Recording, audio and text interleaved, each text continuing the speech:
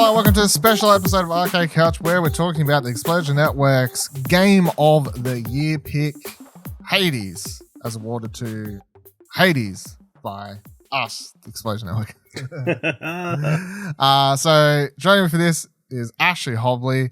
Now, myself, both picked it as our personal Game of the Year, and it ended up being the Explosion Network's Game of the Year, so lo and behold. Let's kick it off with this will be full spoilers because we want to touch on the actual ending to the game and I guess potentially some spoiler fights, or the ending, I guess, for the first time is a spoiler. Spoiler relationships, I guess, between characters, these sorts of things. So beware of that. But to kick it all off, Ash, what would you say makes Hades so special and our pick Game of the Year? I think just everything about it is done perfectly, arguably. Yeah, not arguably. I won't argue. I'll agree. It's kind of faultless when you think about it. Story's great, art's great, music's great, gameplay's great. It does something for the roguelike genre that you haven't really seen much of having a story that makes sense as to why your character would be constantly dying and then keep going, and then story reasons why he keeps trying to escaping even though he completes the story. Yeah. Great cast of characters and side missions, and even though you may not escape every single time, I certainly didn't escape every single time. No. It feels like you're progressing something within the game, so it doesn't feel like the run was pointless if you accidentally get killed by a trap or something. You just keep going. You just spend all your stuff and then go again. Yep. Yeah. I mean, I guess the easiest way to put it is why the game so well is exactly what you just said. That it does everything perfect. It's like a perfect meld of. I think in ranking, I would say gameplay is the top of the chart here. The gameplay is the key element. It's highly addictive. It's super fun. There's so many variations to the weapons and the boons, the enemy types, even the boss fights, which you repeat the exact same boss fights. Even they don't feel the exact same every time because you can start adding modifiers that changes them up, or there's a couple of them that the sisters that'll be random. So there's always a degree of change to what's happening. And then even with the last boss fight, which I think we'll touch on in a sec, obviously, with the fighting against Hades, even that boss fight feels slightly different every time depending on what weapon you've got. Sometimes he will fight differently depending on what you've got there.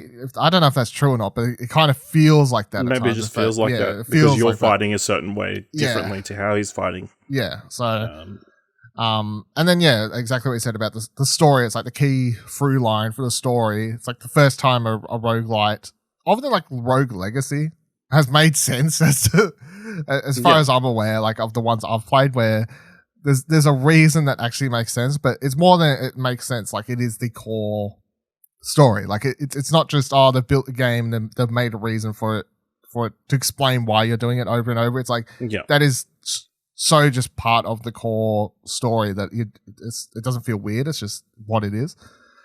All right, so let's touch on the first time. Let's talk about the first time you finish the game, I guess. Let's go with that, because obviously you have to beat the game once, and then you beat the game for that first time.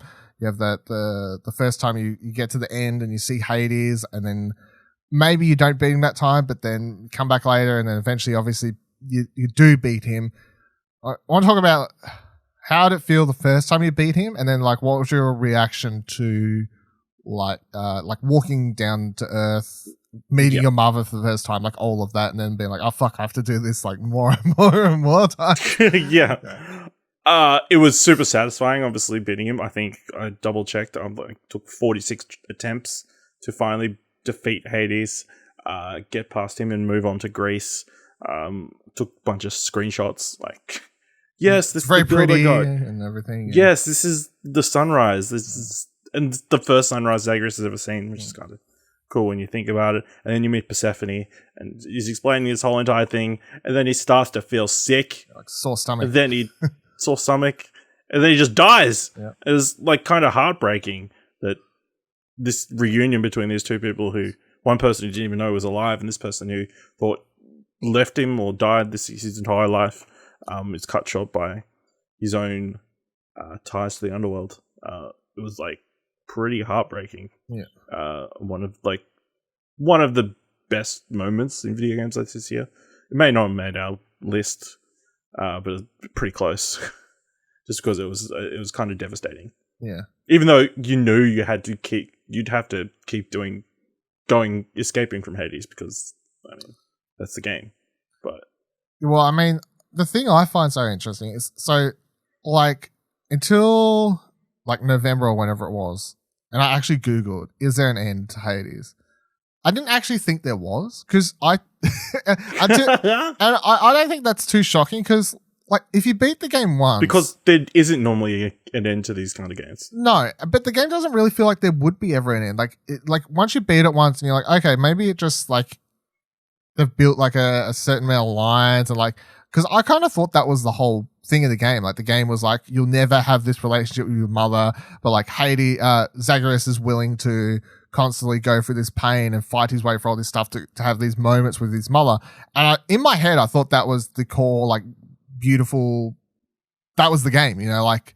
And yeah. I was fine with that at the time, you know, like I beat the game, you know, like a handful of times, probably like 3, 4, 5 or something like that. And like I stopped to do something or whatever, you know, and then when you find out like, oh, there's an actual ending, I'm like, fuck, like, damn, like, yeah.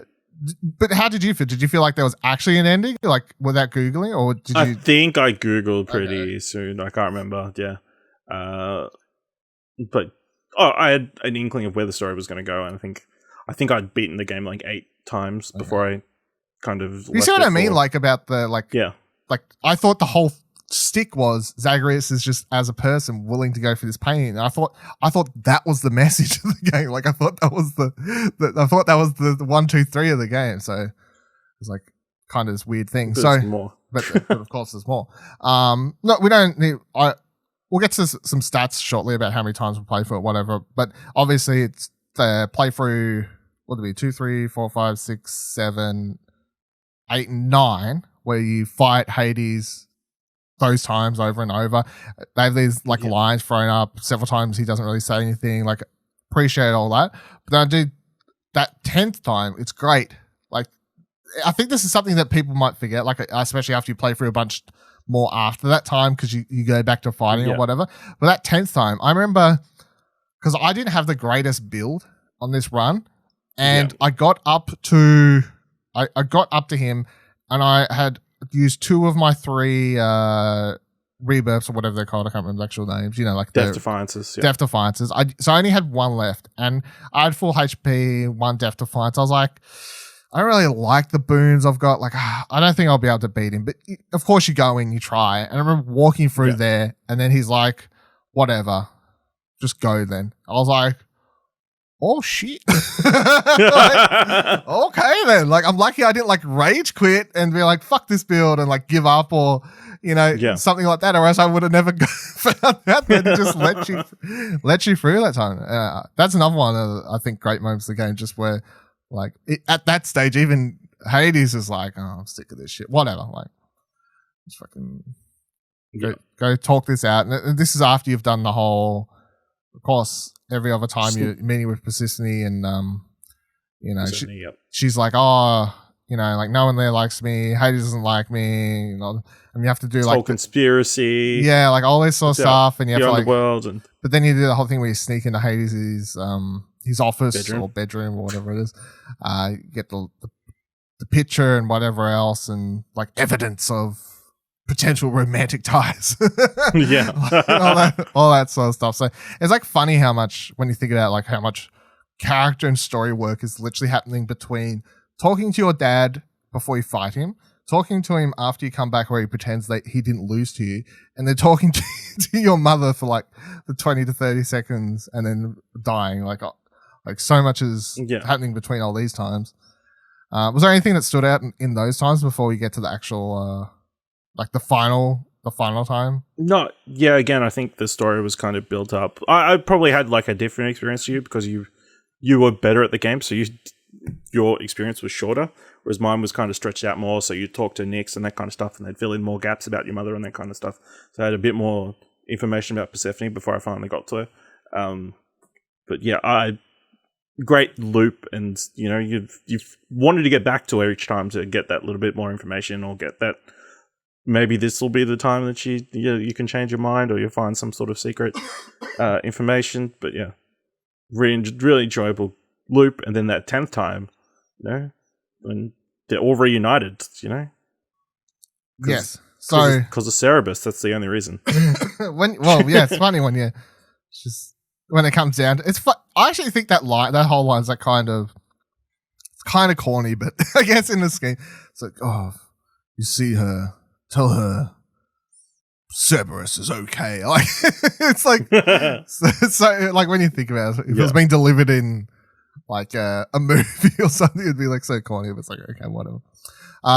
And so that final run or whatever, the true ending to the game or whatever you want to call it, that whole final sequence combined with the credit sequence, and then I guess the after credits stuff where they set up the post game. I know it's weird to talk about why the breaks in the game, like what sections they are or whatever, but that's definitely one of my fondest gaming memories, I guess, because as I said, as someone who was like dead set, this is the game that she will never budge, like he'll never figure out a way to survive. I thought that was just it. And then to find out there's a true ending, I'd be like, okay, well, I'll go back to it. And then after all that, having getting on that boat, Voldemort Death, who just carry on, I guess is perfect timing. And then going down that the river and the credits playing and all that stuff, and then getting into that conversation where you're in the garden and Hades is waiting for you. I was like, wow, mind blowing for someone who thought this is never going to happen in the game, and there was no way everyone's going to ever live happily ever after. But yeah, what do you think of that whole final run, the 10th run or whatever? Yeah, it was obviously that ending is like super beautiful, and just the whole credit sequence was like perfectly put together. That song by Orpheus and Eurydice, and then all the them thanking all the early access people who have obviously put a lot of their time and effort into this game that probably didn't experience the game the way we got to experience it. I'm pretty appreciative of, but yeah, super great ending to that section, and then Hades and Persephone are reunited. In that I didn't realize that section of the hall had been closed off through the entire game. And then you show up at the point where you start every run, and she just opens the door. Yeah. See, I'd periodically checked to see if it would ever randomly open, but that's no different. I'd periodically check to see if the door to Hades' bedroom would ever randomly open. Like checking it, or even the records room. Like every couple of runs, I'd roam around and be like, "Has anything changed? No, whatever, blah blah blah blah." So because there's a door in there that never opens, or along the wall, there looks like there's a door. Yeah, in the records room. Yeah. I don't think that's another one. Like, is this ever supposed to open or whatnot? Like, if you walk up to it and click on it, he'll say stuff like, Zagreus will be like, yeah, just keep walking and press. Like, he makes jokes about people working in there. So I guess I'm like, is that where people like humans in hell have been kept to work in the record room or something? I don't know what's actually happening there, but and then in how great this game is at constantly making the gameplay and the story and everything meld with one another, even after all that and however many attempts it took you to finally get the quote unquote true ending of the game. They're like, yep, cool. So and neither of us have actually seen the epilogue, so I'll say that, and I didn't actually know there was an epilogue until you told me shortly before recording this, because I'm constantly wrong at where this game's final story content comes from. But even after you get the true ending and you finally see credits, they're like, hey, yeah, so new relationship to build there, new stuff to be done, go for it. And yeah, apparently there's an epilogue that neither of us seen. So I'm just, when you think about it, it is like no other game does this game does Hades like weave the mechanics and the gameplay loop to perfectly marry with story to a degree that it's kind of ridiculous when you kind of lay it all out and think about it. I wouldn't be surprised if games are if there's a resurgence of roguelites trying to copy or attempt to do stuff to this degree in the next couple of years, like, because it is really that fresh take, I guess, on a roguelite. And there was a resurgence of roguelites in the last couple of 5-10 years or whatever. Yeah, there was already a resurgence, but this game, Hades steps it up a level, obviously. Yeah, so is there any, before we go down, I want to go down some of the weapons and that sort of stuff, but was there any of the like gods or other characters that you particularly liked building relationship with? Yes. I really enjoyed building a relationship between Cepheus, the guy with with Baldy. He's a super nice guy. He's very zen about everything.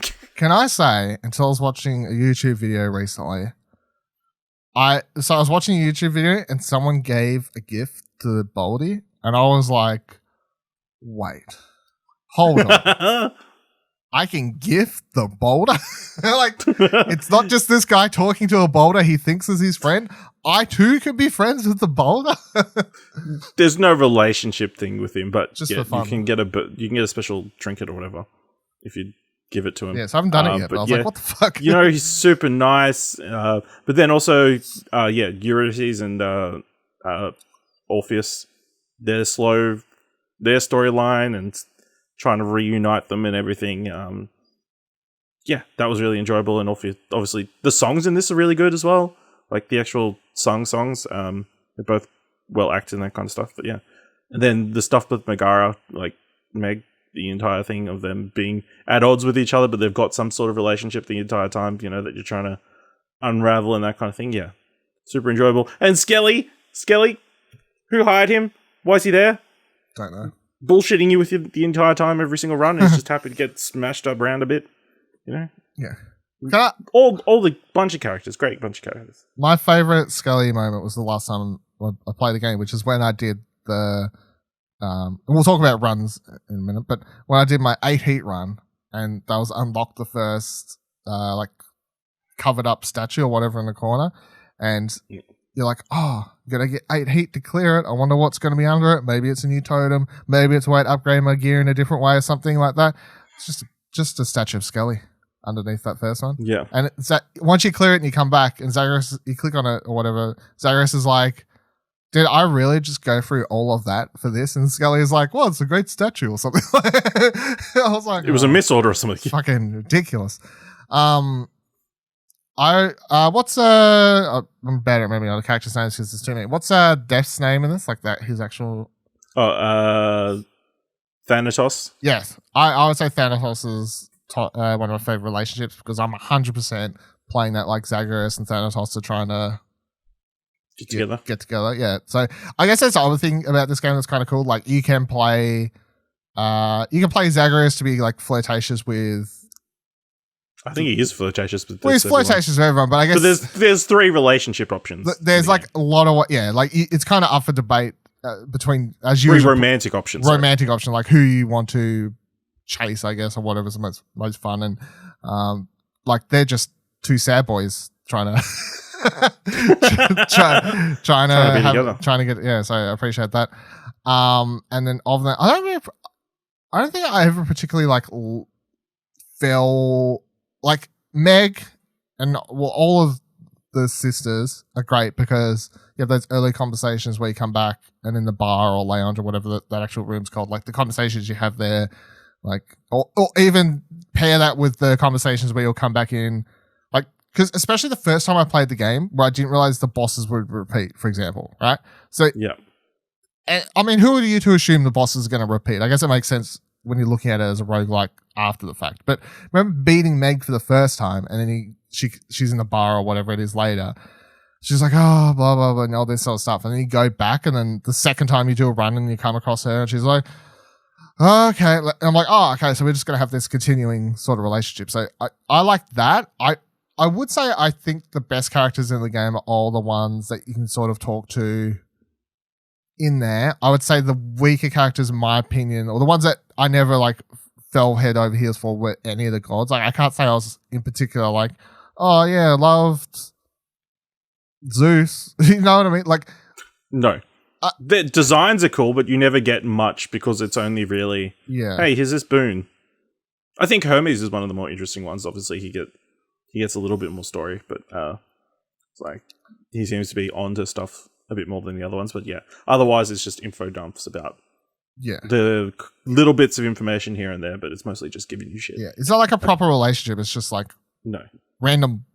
It's like if you actually interact with the gods. Yeah. Also, shout out Hypnos, who's hilarious every single time you come out of the death and you die. You know, making snide comments and stuff. He's like, I think that's his job. And the first time he's surprised when you're killed by Redacted.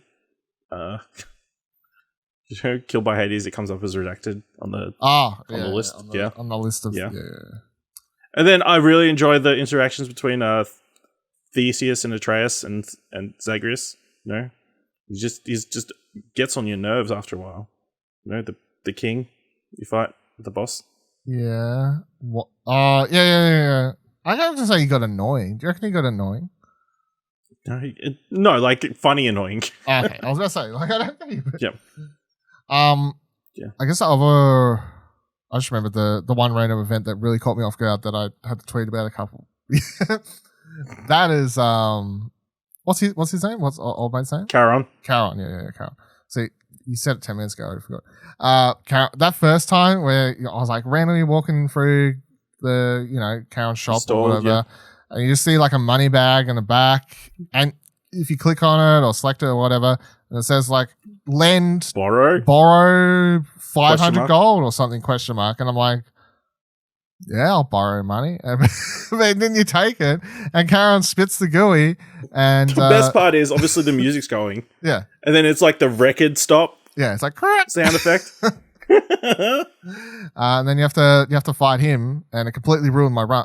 I mean, I beat him, but after I got out, I had to use all three of my fucking barely. Yeah, I had to use all three of my Death Defiances, and then they come out, and I'm like, okay, well, I'm not clearing this run anymore. But I guess I cleared his thing. I know there's more times to this because I have walked through the store and there's been a larger sum of money there, but I was like, no, my boons on this run are really good, and I was actually I'm trying to beat the game this time. So, but then next time I came through the second run, the money wasn't there. I'm like, fuck. Like, this is one of those things where it's like, damn, it's a should I? Shouldn't I? Like, now I regret it, but maybe I didn't. I did clear that run. So I don't know. Pluses, negatives.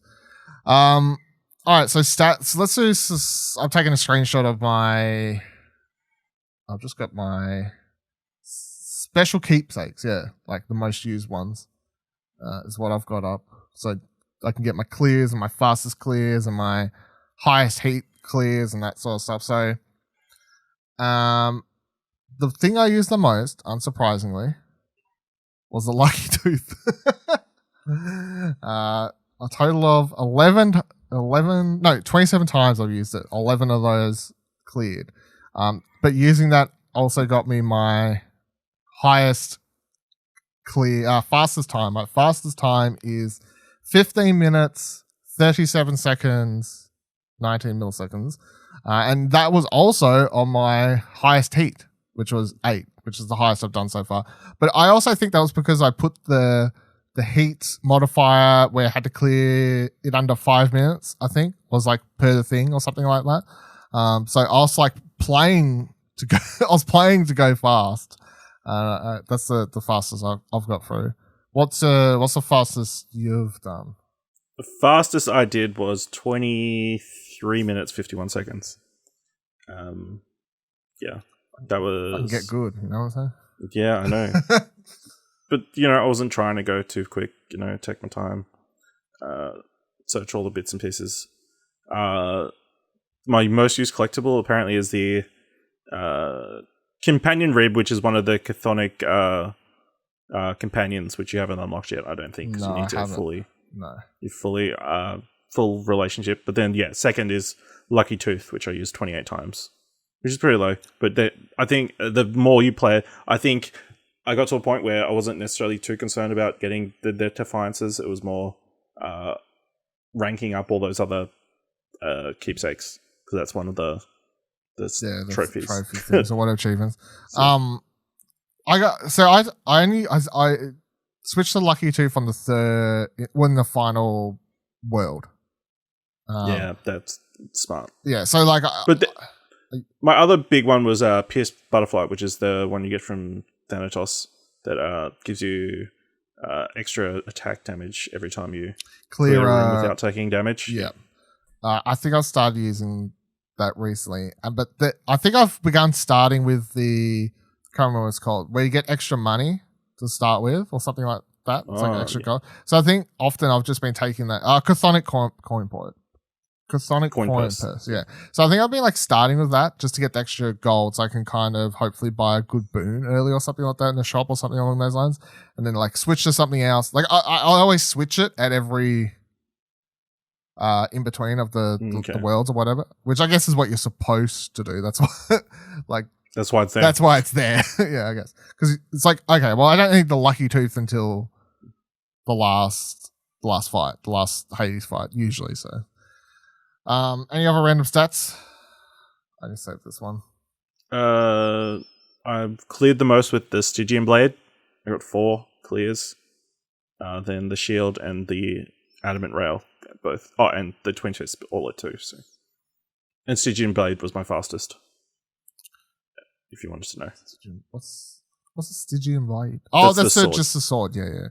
I think the ones I don't have it in front of me, but I know the ones I've cleared the most with is the shield, because I just like being able to. That plays really well no matter which way. Like you get really good boons, and you can do it where you're just throwing the shield like Captain America, where it's bouncing off heaps of enemies and stuff like that. But also, if you get the right boons, you can use it where it's just like a melee thing.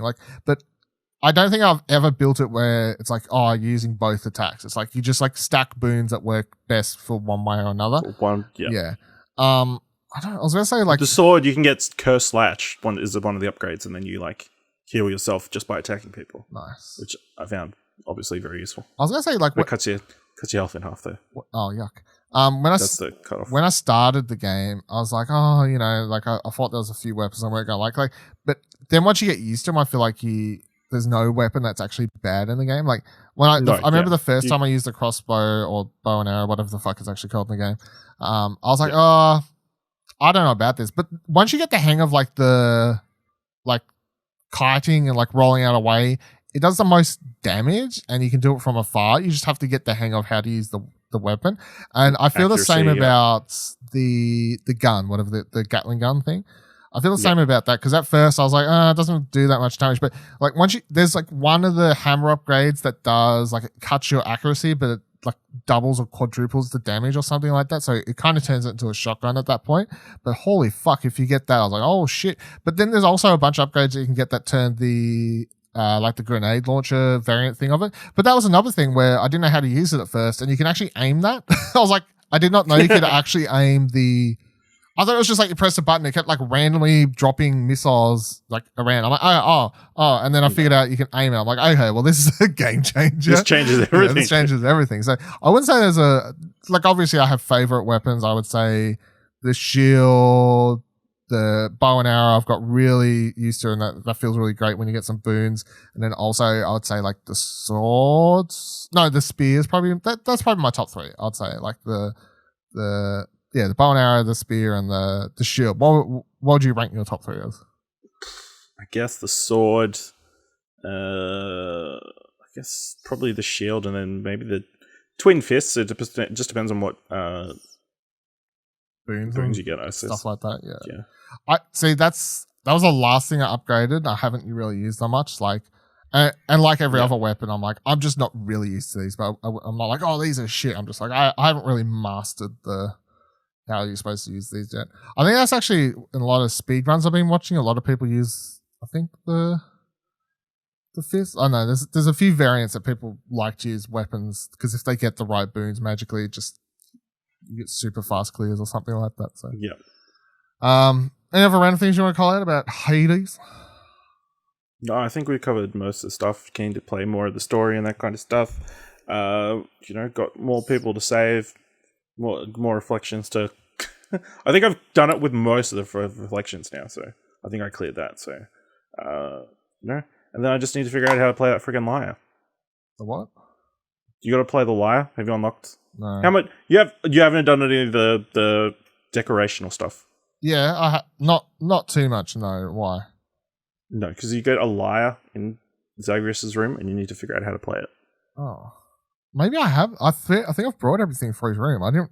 Maybe I haven't clicked on it or something, something like that. No, I haven't done too much decorating stuff though, because I kept saving all my gems because I was like, "Fuck it, I kept making sure to save them so I could buy the stuff for the actual the things runs first. Yeah, because I'm not worried about this cosmetic shit yet. And then once I got all that done, I was like, I kept saving up 500 or whatever it was for I'm like, I'll keep buying the most expensive cosmetics first, and then I'll have a lot of the cheaper ones left after the fact. Yeah. So that was my game plan. It's interesting, the resource management as well in this game. Obviously, you're able to buy certain things and then sell them through the broker to purchase other things. Like, you need so many keys to start off with, and then you need so many darkness to unlock certain things, and then then those big ones towards the end can become super important. The potions, the blood, times blood, the diamonds, and the whatever the alcohol is. Yeah. But it's like so. You get to a stage where you're like, I don't need keys anymore because I've unlocked all of the mirror.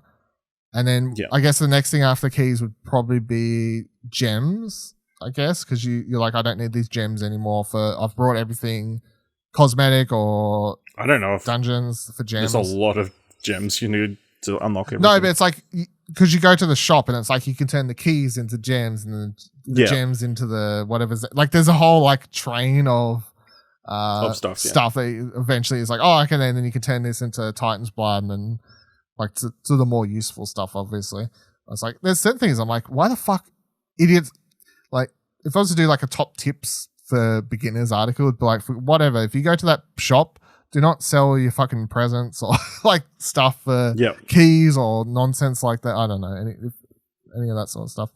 Otherwise, no, fantastic, absolutely best game of 2020. I'm really looking forward to, I guess the only thing, the hang up I have for the future is like, I'm hoping it comes to PS5, obviously, this year, 2021, I'm hoping. And if it does, I'd love to go for that platinum. And I'm also then holding out hope that I can transfer the save. And if I transfer the save, I'll be able to pop a bunch of trophies. But we'll see how we go. Maybe we'll be having discussions on Arcade Couch when that comes out, and you'll either be hearing me quite happy and I'm going to be chasing the platinum, or you'll be hearing me quite disappointed. Oh, that's the other thing. I'm looking at I pulled up the global stats for Hades on Steam. There is a trophy. There's an achievement or whatever they're called for service petting the dogs. So it's 10 times, right? Yeah. The number of people who have escaped Tartarus, so they've got at least that far, is 77.8% of all players. The number of people who have petted Cerberus, 32.1%. That's ridiculous. Now I'll say something this just to help maybe make this sound better. Because I got this on Epic because that's where it was, the only place it was at first. That was glitched on me for a while. So I kept trying to get it to pop on the Epic achievement system, and I would stand there and I kept petting like well over 10 times, and the achievement wasn't popping. And the only time I got it to pop was I made sure over my next 10 runs I petted him at least 10 times every time, and it still wasn't popping. And I reckon I petted him over 100 times before it popped. So I have no idea like what the fuck happened, but I will say that it was glitchy for me. So no, I just believe that people are terrible and they're not petting this dog enough. Maybe. Fine. Maybe. Remember Pat Service. He's a good boy. He's a good boy. That's right. If you haven't played Hades and you've listened to this because you're like, fuck it, or whatever, I hope you're now like, wow, this game sounds super exciting. As much as we've talked about it, it is more fun to play it. Yeah, because obviously a lot of it's gameplay. And we haven't like... Yeah.